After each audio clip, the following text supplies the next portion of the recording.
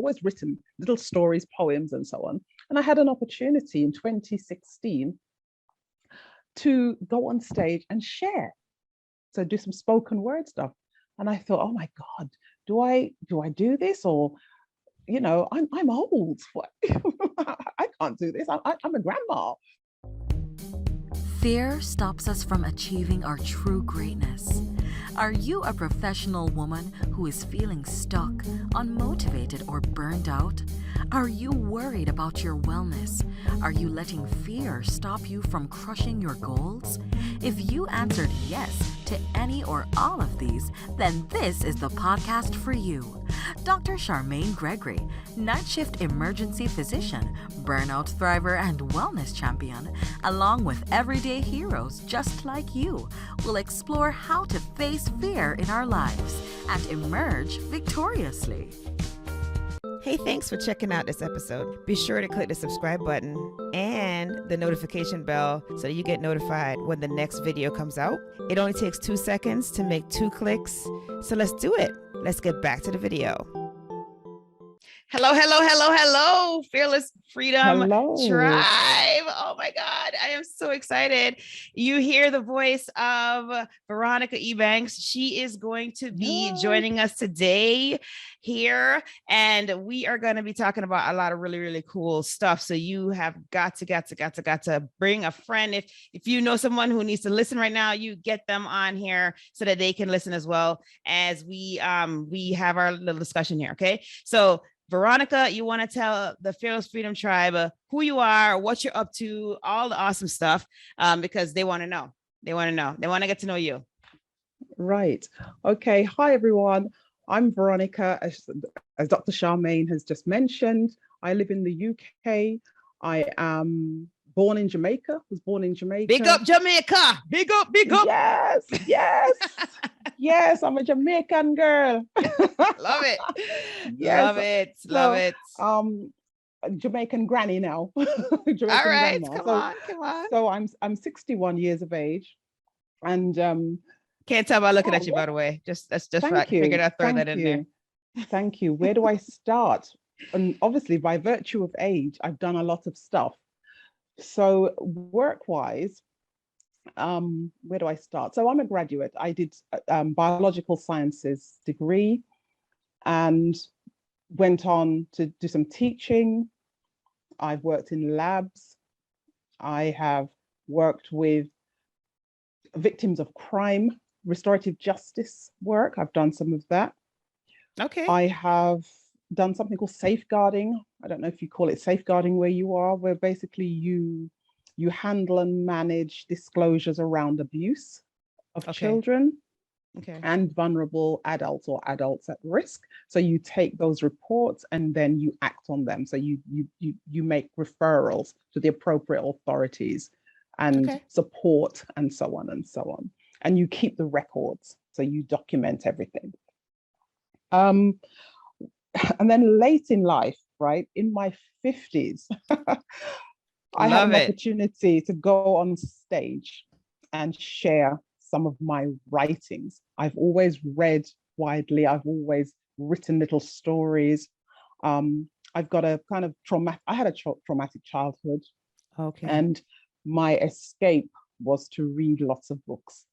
And my favorite books at the time, apart from all the Mary Poppins and all the classic stuff, was Nancy Drew. Would you believe it? Okay. Nancy Drew and the Hardy Boys, because they were interesting and they solved mysteries. And Nancy had this kind of freedom where she could... She seemed to go everywhere, didn't she? This redhead girl, or the book described her as Titian-haired. Yes. And I used to want to be Nancy. And my escape was to go with Nancy wherever she went or wherever the Hardy Boys. Once I'd kind of exhausted all of Nancy's books, and then I went on to the Hardy Boys, and I was with them solving crime and solving mysteries with them. So anyway, as I said, I've always written little stories, poems, and so on. And I had an opportunity in 2016 to go on stage and share. So do some spoken word stuff.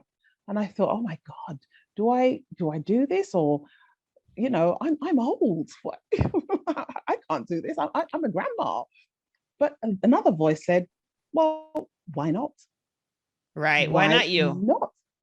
Why not Exactly. you? Why not? And I went, and the funny thing was, the person I should have been third on the bill, and the person who was second on the bill chickened out. Oh my They gosh. disappeared. They didn't come. Oh my They didn't gosh. come. So I ended up as the second person to go on stage. Oh my God, girl, my knees were knocking so Of terribly. course. But That's like, oh my goodness. once I got going, and the audience started to click, and I thought, Yes. hey, It was to turn on the light bulb, man. Yes, I like it. And by the time I did my final third, I did 3 pieces. By the time I did the third one, girl, I was on a high. I said, whoa, oh, that's awesome. That's awesome. This is, I've been invited to speak. There's so many things that I've done. I also run a micro business making cream. I make skincare. Oh, really?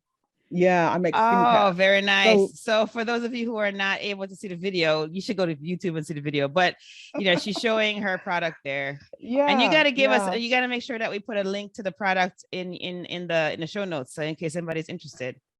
Right. Yes. For the website. Yeah, for the website. And then again, in later life, I became a co-author. My own book was being written. I'm still writing my own personal book, interspersed with my poetry. But I became an author, a co-author of a book called Life in a Lockdown. And the author is Dee Bailey. We were meeting regularly in 2020 on a Zoom, mainly females. And I said to Dee, Dee's a good friend of mine, and I said to Dee, it would be good if we captured some of what's happening. Yeah. Why don't we create something? I said, I didn't want to say the word book. I said, why don't we create a publication? And a little something. Yeah, and 22 of us did it. Within a matter of months, we had the book Life in a Lockdown by Dee Bailey. And guess what? I think it's tomorrow. The second book is coming out, Life Outer Lockdown. Okay. But I'm not in the second one. I'm not in the second one. I'm in the first one, Life in a Lockdown. Nice. And I'm chapter 1. And I'm chapter 1 in this book. All right. Okay, cool. So it doesn't matter. What I've come to understand is it doesn't matter your age in terms of some of the creative things we want to do. Yes. If we want to start a business, if we want to share our work, our writings, if we want to start doing that sculpting, if we want to start doing that Zumba or whatever it is. Oh, yes. Yeah, we have to do it. We should do it. That is such a really good point that you made, because I think a lot of times what happens is people are like, they say that kind of stuff. They're like, oh, I'm whatever age, and I am too, quote unquote, old to learn something new. No, that's like a fallacy. That's a big fallacy, because, you can learn something at any point. And, that could be the one thing that might enrich the rest of your life. You just never know. Or you may learn it so well that you're able to help somebody else. Right. So that is the huge thing. Right. And we just never know which experience that we're going to have is going to be the one that's going to do that and be transformative, not only for us, but for everybody around us. Right. And kudos to you for like taking steps. And so there had to be some fear associated with any or all of these. Like I'm like every step of the way. Listen. I was like having goosebumps as you were saying, I was supposed to go on stage and talk about my experiences. And then, the person before me copped out, and I'm like, oh, so basically what that meant was you had less time before you're going to go up there. And so for me, as a person who has a fear of public speaking, that's like huge, right? Because that's major anxiety. So you got to tell us how you dealt with that. How did you maneuver? I prayed. I stood there in the wings praying. When they said, when the organizer came and said, the person's not here. The person who's supposed to go next is not here. Oh my gosh. And I'm looking at him like frantically, like, so like, what? Say what? Say what? And so I thought, well, okay, I'm grown.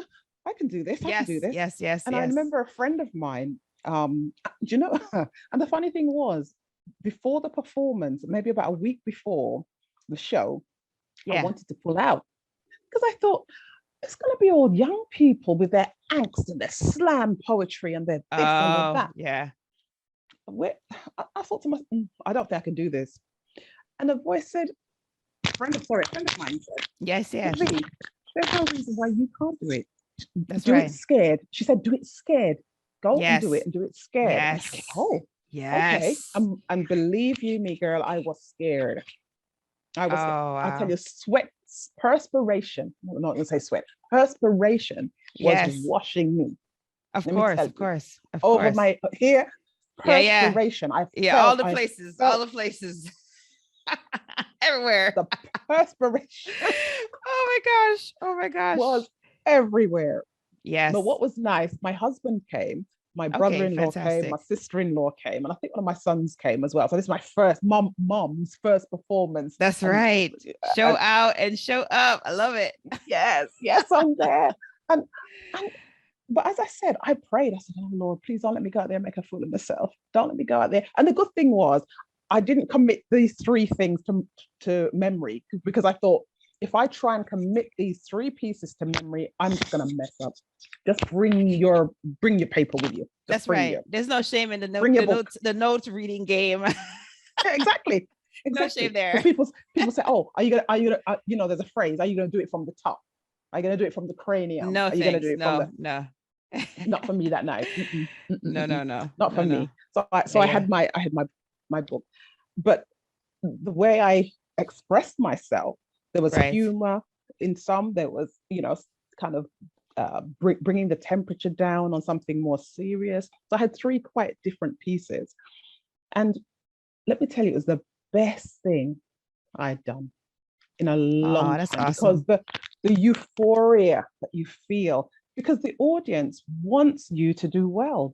No one in the audience is saying, look at her, she's too black, she's too old, she's too whatever. They just want to hear what you've got to share. Absolutely. It's like someone invites you to their home for dinner. Yes. You want to eat, and they've cooked something. That they prepared something. Okay, there might be something that you didn't quite like, but the fact that someone's invited you, they made the effort. Right. Yes. Right. Yeah. And when you're creative, that's how, in a sense, you feel, because you just want the audience to like it and to enjoy it and to maybe hear it how you hear it. Absolutely. So it's interesting that you have touched on so many things, and I don't even know if you realize this, but so the first thing, it sounds like your friend kind of steered you towards this part, but when we're dealing with fear and having to to circumvent or overcome or push through a situation like what was about to happen for you then, which is essentially the fear of public speaking, which is a huge fear. People are more afraid of speaking in public than they are of dying. That's how intense it is, right? Yes, so it's just, they've done surveys and this is what they come up with, right? And so now it's your friend is like, look, whatever, I get it. You're scared. That's good. It's almost like, yes, to do it, use that energy from the fear to actually propel you forward. So she gave you some sage advice. And she's like, look, do it scared. That is the best advice ever. Right. And so that's the first thing. So doing it scared. So being afraid, but still doing it. Right. That's the number one obstacle. So you overcame that. Then you were actually pretty gangster with what you did, because then the next piece that you have, which some people don't ever really tap into and don't even realize that they have this back pocket superpower, which is have friendly faces in the audience, right? Yeah. Even if you're having your sweetie raise a hand and ask a question that you told them to ask, or you just asking for every once in a while a smile back at you as you're going through, whatever. You want that familiarity to be present in the audience, and it makes all the difference, because it just you just relax. It just takes the edge completely off, and that is a gangster move. So kudos to you for doing that, without even realizing it, right? Thank you. Because these are the principles, right? These are how we how we are able to do those big things that we're like, oh my gosh, I don't know, I'm super scared, I don't think I can do this. But you were able to recognize that you were afraid. Your friend, oh my God, what a good friend, what a bestie. She like recognized she recognized the issue, and she gave you like a practical response to push you forward so that you would not just stop there. Because if it was up to you, I'm thinking if it was me, I would just stop. I'd just be like, okay, I'm done. Okay, I'm just gonna pull out right now, right? But you had the wherewithal to know that she would not have let you done that she would have had the piece of advice necessary to push you forward. And so that's why you called her. That's why you called her. And so you called her, you told her what was up, and she was like, no, girl, no, you better do that scared, because that is what you need to do. Because what the thing about it is, whenever we have a situation like that, where we're like so afraid, we're like, oh my gosh, I have a story, but I don't know if I should tell the story. That is the time that we should tell the story, right? Why? Because I bet you that there was not just one, but there might have been several people in the audience. And if that person wasn't in the audience, they know someone who would benefit from the story that you got on that stage and told. So, had you let fear stop you, you would never have gotten to that stage. You would never have told that story. You would never have gotten on this journey that you're currently on, where you are now sharing your experiences, right? There are people out there that need to hear that. Just like how there are people out there that need to read the book, right? That awesome. What's the title of the book again? It's Life in a Lockdown. Life in a Lockdown. Like, there are people that need to hear that story. People need to hear that story, right? Because they can relate to it. Yeah, they can relate to that. Accounts. Yeah, and everybody thinks they're by themselves. Everybody thinks they're only experiencing that one thing. When no, that it's a collective story. It's a collective experience. So kudos to you for implementing those things and making it happen. And something, Charmaine, another friend of mine, when I did the first show, I didn't tell very many people, right? That thing, you just maybe just in case it doesn't go well, I'm not going to tell anybody. Yeah, exactly. I didn't put it on social media. I didn't advertise nowhere, right? Anyway, the second show, this was bigger. This was in a theater. How many? I think 200 and odd people. For me, that's massive. That is massive. A friend of mine, I didn't even tell some of my friends that I was doing this particular show in the local theater. I didn't even tell them. And one of the friends was in the audience. I mean, there's more friends, but this particular friend said she was looking and said, "But wait, is that V on the stage? Is that V?" She said, "I'm sure that's V." And you know what? She said, and she's older than me. And guess what? She was inspired, and she now shares her poetry. Oh, that's awesome. I think she's the ripple effect is real. She's 4 years older than me, because she said to me, "V, when I saw you up there, and I realized all my work, I've just hidden it away. I've never gone out and shared it. But when I saw you up there, not only reciting your poetry, but singing," she said,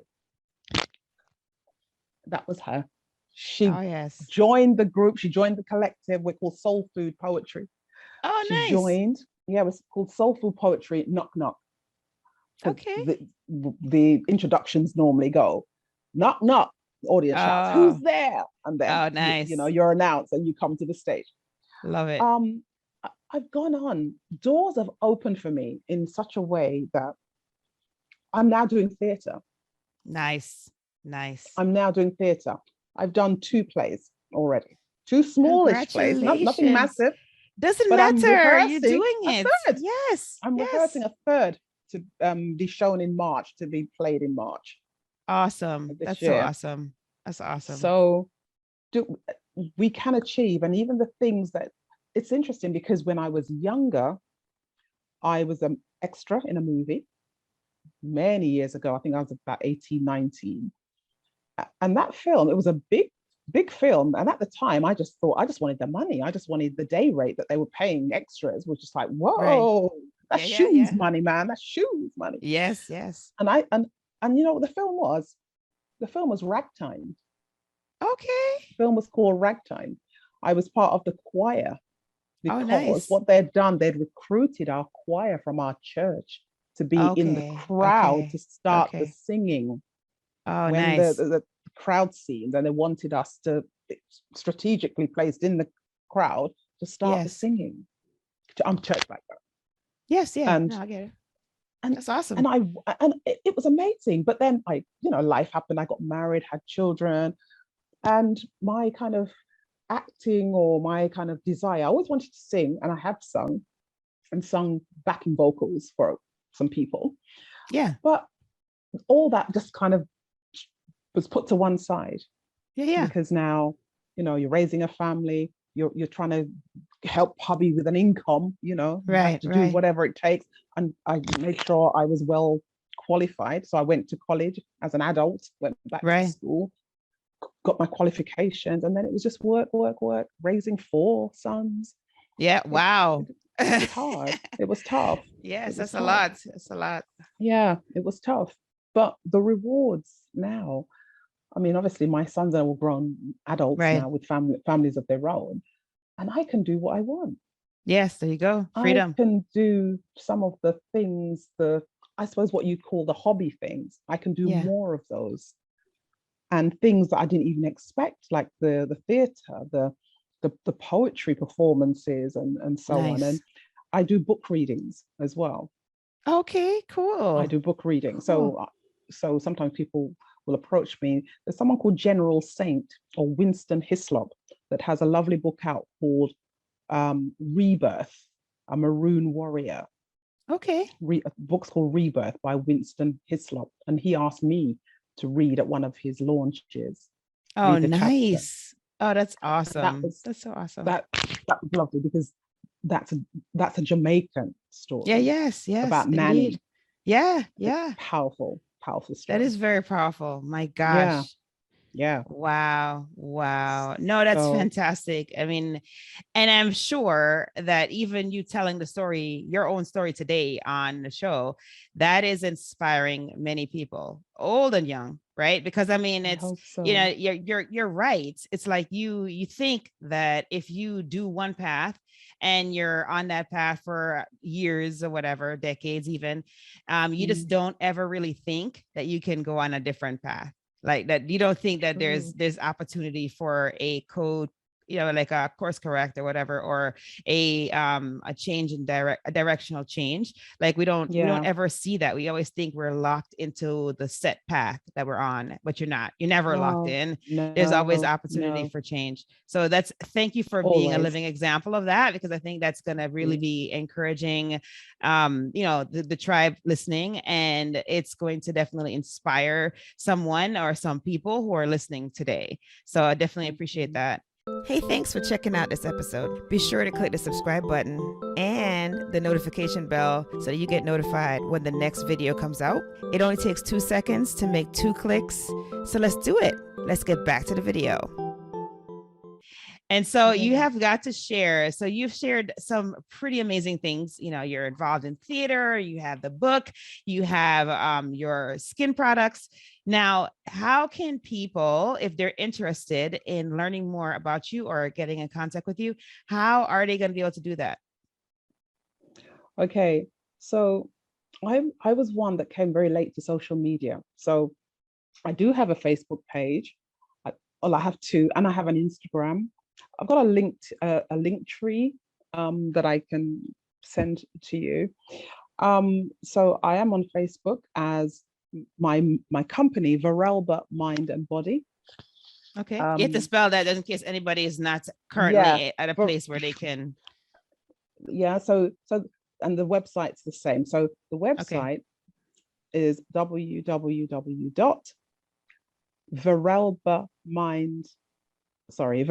VMB, but I'll spell it. It's VERELBA.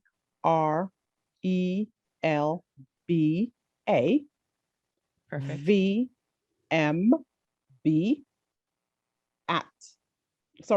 .com. That's the website. And Verelba Mind and Body on Facebook and Instagram. Fantastic. Right? Fantastic. And then I have another page, another Facebook page called Veronica E Poet. But that needs a good, what would you say? A good, it needs refreshing. It needs. Okay, gotcha. Yeah. Yeah, because I want to publish work, so I don't post work into it. No, I understand that. Yeah. Yeah. So, but I will be doing a few. I will be doing a few lives, which That'd be a good idea. Yeah, yeah. I need to do a few lives, so I will be putting up some live poetry performances. Fantastic. So Fantastic. thank you. Yeah, no, that'd be good because that will give you exposure and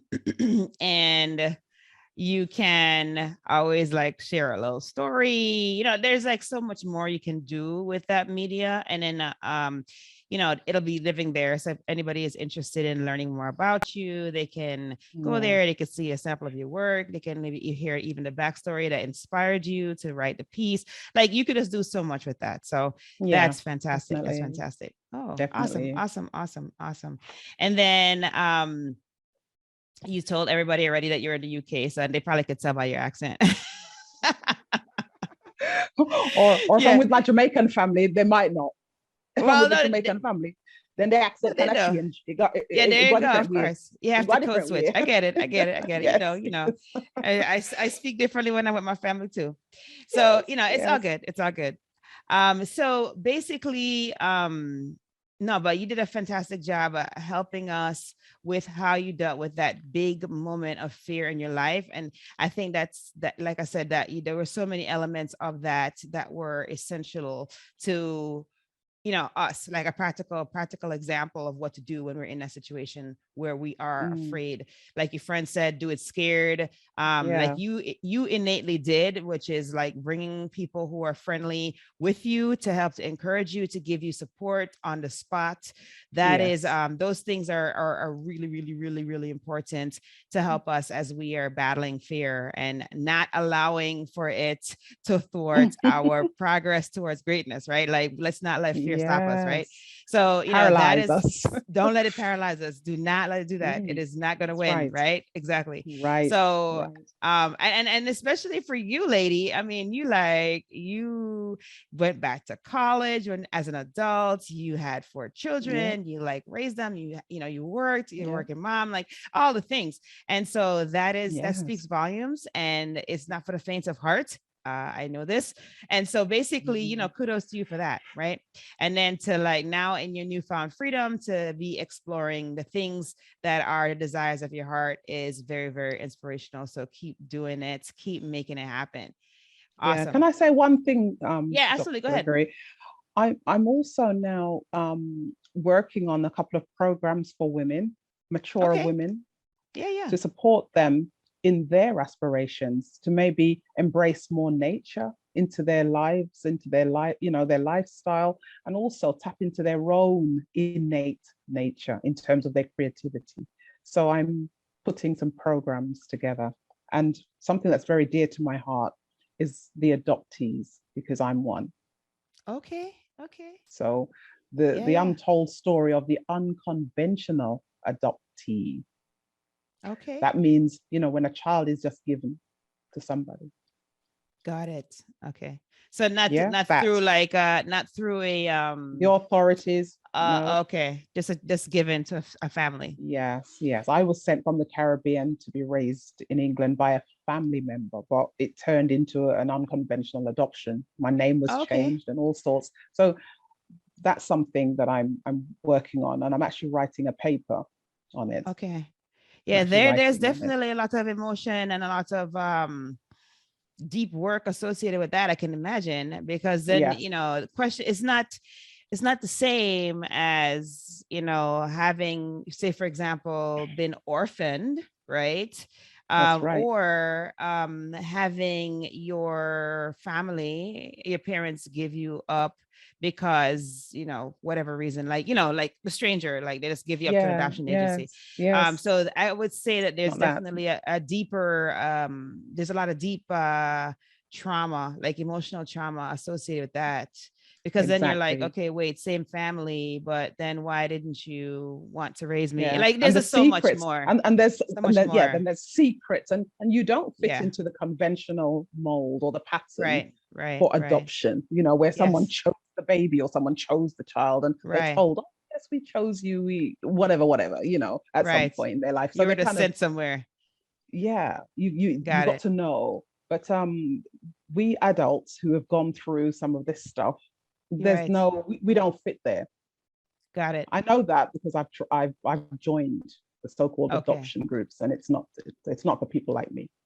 Okay, well, good for you for finding a pain point and feeling that, because I'm sure that you will find that there are many others who are in that same scenario that would benefit from the program. So no, that's fantastic. And so when that is released, are you going to have that on the main site, or where's that going to be housed? Well, I think what most people have suggested, or friends of mine have suggested that I should do, is maybe start a Facebook group and start some kind of support group to give people a safe space to come together, to share, and so on and so on. So that's what I plan to do. Absolutely. No, that's fantastic. I think that's great. That's great. Yeah. Needed. Yeah. I didn't even really, I've known of that scenario, but I didn't really I haven't thought about that. You know what I mean? But that's how it is. Usually, we don't talk about it. And the thing is, if you're not in it, you're not going to be like, oh yeah, this is a thing, so no, thanks for bringing that up. That's good. And I definitely, that group is going to be well needed, I think, because you're obviously not by yourself in that, right? So no. And then how many in your generation? You know what I mean? Like how many in your generation? This probably happened to quite a few people. Yeah. So exactly, and abandoned. So it's not just that scenario, but it's also for those who were abandoned. I gotcha. Well. So it's that. So doing a bit of work around that. No, that's good. That's good work. That's strong work. Awesome. Thank you. All right. Well, lady, we are at that part of the show where we do a fill in the blank. So are you ready? Ready for that? Yes, okay, good. I'm glad. I'm so glad you're excited about it too. I'm ready. Usually I'm like, oh. All right, awesome. All right. So the first one is if I am fearless, I will exceed my own expectations. I will exceed my own expectations. Love it. Love it. Love it. All right. The next one is, to me, fearless freedom means. Fearless freedom means being wholly and solely me. All right, y'all. You can't see me doing this, but I'm doing like a high 10 on the screen there. Wholly and solely me. Virtual high 10. Awesome. Wholly and solely me. Awesome. And then the last one is, my battle cry is advance. Yay. Yes. Awesome. Advance. Oh my gosh. I love it. So, we are so appreciative of you taking the time out. And I don't know if you all know this, but at the time that we're recording this, it is in the morning time for me the following day. So it's Wednesday morning at about 9 or so. And it is almost midnight for you. And so, we appreciate your sacrifice and for you spending the time and having the energy, even though it's later in the evening. We really appreciate that. And I am positive that your words today have made a difference in somebody's life who's listening. And if not in their personal life, they know of someone who it will benefit. And I'm sure they'll pass on the podcast so that they can also be edified by it. So awesome. Thank you so much. Thank you for having me. Thank you. It's been great. Yes. It's been lovely. Yes. Thank you for joining me on this episode of Fearless Freedom with Dr. G. Again, I'm Dr. G. And if you like this episode, be sure to subscribe so that you can get notified of when the next episode is going to be. And also, I'll catch you next time. Have a great one. Be strong, be brave, and unleash your greatness.